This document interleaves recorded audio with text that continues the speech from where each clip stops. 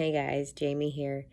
I wanted to talk again about one of the most important things that you can do when you are stepping into a new identity, your next level version of yourself, aka building habits that are aligned with the person you are wanting to be who has the things that you want to have.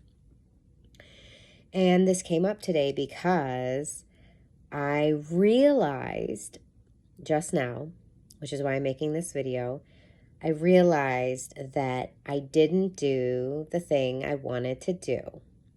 I forgot. I forgot to do it. And as soon as I realized that, my first thought was, see, all you have to do is know yourself. And then I quickly corrected myself. This is me like literally talking to myself while I'm peeing, by the way. Just so you have a visual. And then I was like, well, no, you don't actually have to even know yourself. You just have to be willing to be curious and willing to observe and then willing to make it an iterative process.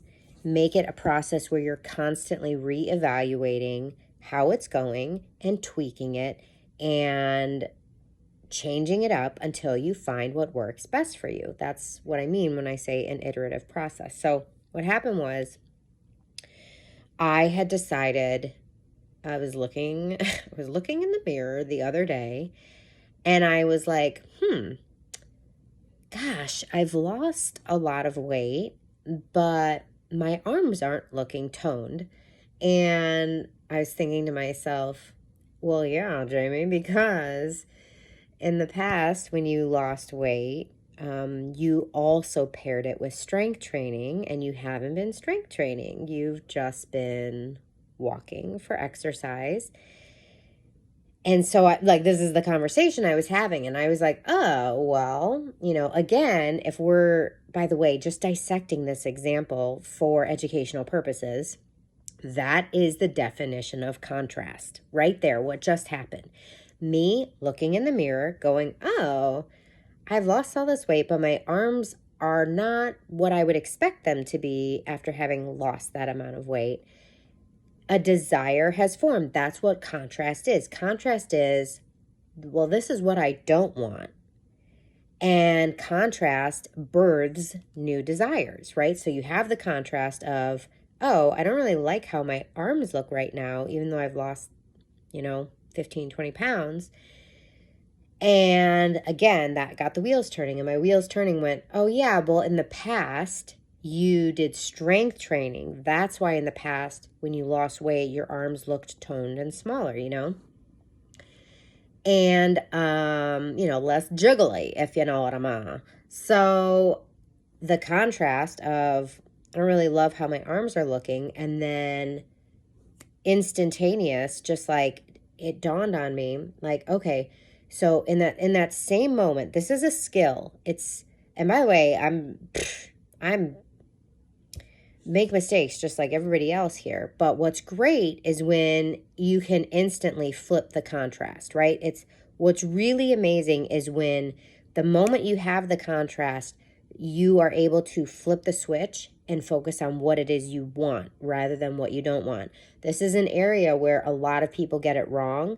They just hyper focus on what they don't want instead of leveraging that contrast to inform their manifestations and focusing on what they want. Luckily, in that case, I was like, I think my arms could look a lot better. I'm really not like loving how they look right now. And instantly, it was like, well, how can I have what I want? And then instantly, because my energy shifted immediately from what I don't want to what I do want, I had literally an instant moment of clarity, like, oh yeah, because in the past you would strength train. So that birthed the desire. And then I instantly had inspiration. My inspired action was, oh, hey, I can effortlessly add, I've got a bunch of hand weights, I can effortlessly every day when I'm getting my steps on my treadmill, I can do arm exercises, I can have a couple of different size weights, and I'll just do it to fatigue. I will just keep going. It doesn't matter how many reps. I'll just keep going until I can't do it anymore. And I'll fatigue my arm muscles, and they'll get toned very quickly. And then I'll be really happy, and I'll be like, "Ooh, yeah, I like that. I like that it's firm, it's strong, and wonderful," right? Okay. So then today, I'm peeing, and I realize, I got my steps, but I forgot to do arm exercises, which made me think about what it takes to build a new habit. And if you're anything like me, if you've got ADHD, just my experience is that, and like my literal immediate experience, I just explained, and my historical experience is that when you have ADHD, it's great that you have the inspired idea. But if you do not, and this, by the way, this is all over the research. One of the most impactful things that you can do to support habit building is to change your environment. Like, you will find that everywhere. There is nobody and nothing, no book, no person, no podcast that talks about habit building that doesn't talk about the importance of setting your environment up for success. So this is well known in the industry, and this is absolutely a staple of habit building that I totally ignored and didn't do, even though I know it. I teach it, I preach it, I coach it every day. But that's what even an accountability and mindset and alignment coach who does this for a living, I was a little sloppy. I had contrast, which birthed a desire, which immediately translated to inspired, aligned action that I could take. But what I didn't do was change my environment. I did not take the weights and put them in a place where I would have a visual cue. And so today I hopped on the treadmill, completely 51st dates, like reincarnate, like literally just hopped on the treadmill, blissfully getting my steps in, not a thought in my mind, not a whiff of the inspired action that came to me yesterday. Nothing. I had no memory of the fact that I had this new brilliant plan. I had this new brilliant plan to start using my hand weights to do arm exercises, do some bicep curls, some shoulder presses, some, tricep dips, right? Totally forgot. And I don't know what it's like to not have ADHD, so I don't know if that's what I don't know if that's what happens to a normal person. I'm telling you that's my experience. And I know that, but I forget it because I have ADHD. And yeah, so there you go. What is my point here? The point is, I'm peeing. How many times am I going to say that? I won't say it again. I was in the bathroom. No, that sounds even worse. So I was thinking to myself, so suddenly it dawned on me today. You were supposed to lift weights while you were walking on the treadmill. And then I thought to myself, see, all you need when it comes to habit building is knowing yourself. And I said that to myself because I know better. I know better than this. I know I have built dozens of habits intentionally in my adult life.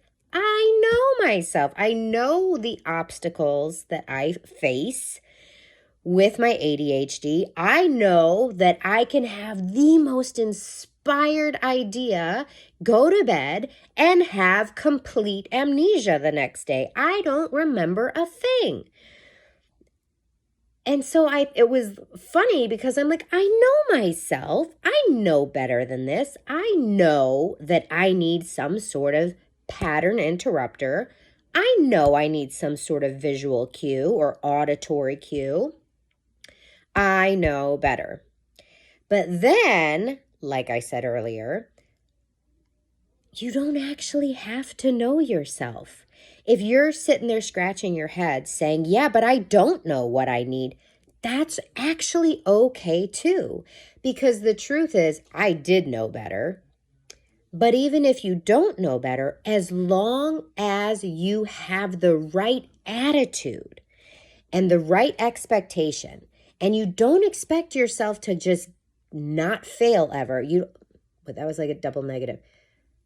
As long as you are not expecting yourself to be perfect and you're not going to be hypercritical and have this huge negative reaction when you make a mistake or fail, as long as you're committed to an iterative process, as I mentioned earlier, you will discover your needs. You will discover what you need because you'll try again and again. And boy, that is the story of my life when it comes to weight loss and my health has been, I won't get into it, but I honestly, just this past year, this is going to sound ridiculous. But this last year was the first year that I recognized that I had been a yo-yo dieter for 20 years. It's really embarrassing. It's really embarrassing to admit that. I just told myself, oh, it's okay, Jamie. I know what happened. I know what I did wrong this time, and I won't make that mistake again.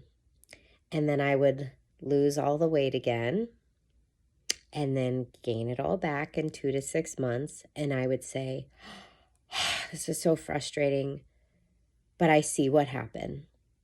I see the mistakes I made, and I won't make those mistakes again. And that's how I was for 20 years. But anyways, what I want you to know is the most important thing. You don't actually have to know in advance like I did. You don't actually have to know in advance what you need to succeed. You just have to pay attention. And you have to be willing to not quit. You don't throw in the towel because the first day out the gate, when you're supposed to be practicing this new habit, you totally blank, forget, completely, absolutely escapes you in every way, shape, or form that was what you wanted to do. You set that aside. You don't make it mean anything about you. And you go, well, that's interesting. What exactly could I have done that would have mitigated this pre-existing condition that we call ADHD, where I am all over the place and not at all thinking about some random inspired action that dawned upon me the night before? What would have made me more likely to remember this intention to do the weights? Now, I actually did have it written down in my planner, but I hadn't opened my planner. Let's see. I don't know, like the last time I had written in my planner was around lunchtime, and I had forgotten by then. I forgot already. I mean, I forgot the night before. I forgot. It just escaped me. So normally I would say, ooh, I definitely have to have it in the planner. Now, if I had it in the planner as a daily commitment, that would have been better. I had written it in the spot on my planner. By the way, my planner is available for purchase, and link is in the description of my videos always. But in the planner, I had it in the evening ritual, how to make my day 1% better. So I had it in that spot, which is great because that was my aha moment. That was my inspired action the night before. What I failed to do, which would have been even better, is if I had then made it one of my next level commitments, which is on my AM ritual. It's like a to-do list. It's like a checklist. If I had transferred it, if I had taken what I had written on the evening page, and if I had put it on my daily AM ritual page, that would have made it 90% likely to get done. Now, let's say I forget to do that. What else could I have done? Like, let's say my planner got put away and I didn't pick it. And because there are times when after lunch, I just pick my planner back up at basically bedtime when I'm doing my evening ritual. So that's a huge gap. And it's like, I'm the type of person that can see something on my calendar and it's like 45 minutes away. And then I can get hyper-focused doing something else and totally forget in less than 45 minutes about that thing that's happening in 45 minutes. So what else could I do? The other thing I could do is, and I think this is the obvious solution, I can set the weights on top of the treadmill belt. Meaning I can't walk on that treadmill unless I move the weights. And then that serves as the visual cue. Oh, wait, that's all I would need. I wouldn't look at the weights and think, who put that there? I wouldn't think that. I would know I put them there. I would say, that's right. I wanted to do arm strength exercises. So that's the obvious answer. So that's all I have to do now is I actually have to remember that I came up with this solution and I actually need to just go put the weights on the treadmill belt. And I will not be able to do my steps without literally physically putting my hands on those hand weights. That will be enough. So anyways, the point I'm trying to make here is there's so many people that just beat themselves up the minute they fail.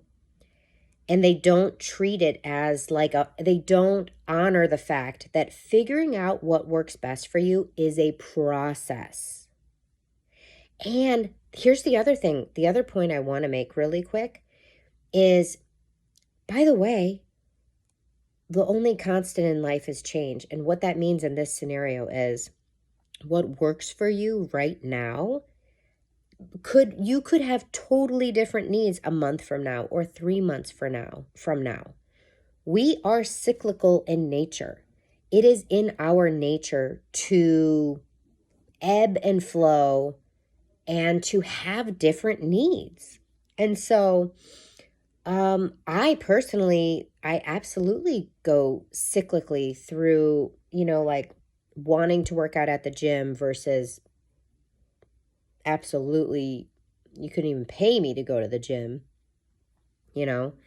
doing strength, not doing strength, et cetera, waking up early. Hell no, I'm not waking up early. And so the point I'm trying to make is this is another reason to hold lightly and to just always have a curious observer hat on rather than a critical or judgmental eye, where you're always just focused on how can I make this 1% better or 1% more likely to happen, or, how can I just be process focused? Because you will have different needs somewhere down the line. What works for you today might not work for you in 3 months. And so that's another thing that happens where you find something that works for you, but then your needs change. And people can get really frustrated and really stuck around that. And it's just so unnecessary. It's like, hey, just honor, like, just remember you're a human being. And so, like, you know, it's almost like, it's like there, you don't want to always have the same breakfast every morning, and that's okay.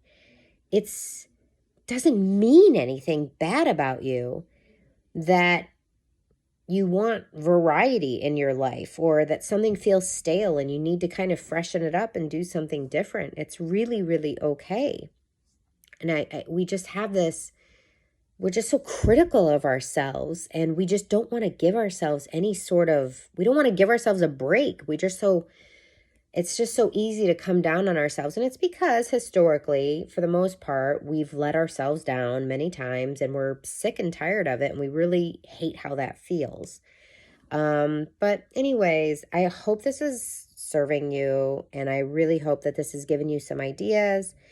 I hope at the very least that it helps you to have more grace with yourself when you are deciding on a new habit you want to build, something that you know that is something that's a match for that next level version of you, right? Like if you think about your big desires and you think about the version of you that has those big desires, and you think to yourself, that person does this, and I know I don't do that right now. Okay, so whenever you're trying to build these new habits or embrace these, this identity shifting and step into these next level you commitments, keep this in mind. It's really going to help you build those habits more effectively. All right, your mission, should you choose to accept it, is to live and love your life on purpose. Bye, everyone.